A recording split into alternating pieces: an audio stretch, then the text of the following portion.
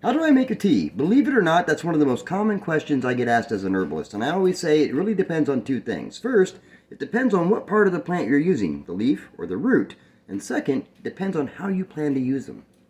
So how do you make a tea? Well, the first rule is very simple. Never ever boil or microwave your water. What that's going to do is it's going to create so much heat that you're going to burn the compounds that you're trying to get out of the plants.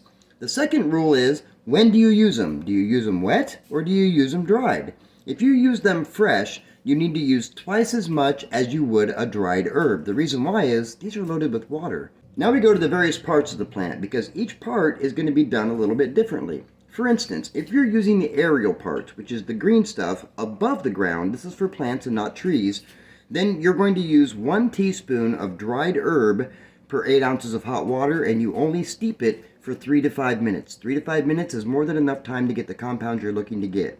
If you use a root, if your root is cut and sifted, then you're going to use a half a teaspoon of the root per 8 ounces of hot water. However, you're going to steep it for 10 to 12 minutes. This gives it more time to get through the fibrous material. When it comes to trees, anything that's on the leaf or the flowers is going to be the same as you would the aerial parts of a plant, so that's going to be 3 to 5 minutes. If you're using the barks, the roots, or the seeds from fruit, those are going to be 10 to 12 minutes. And it really is that easy to make a tea.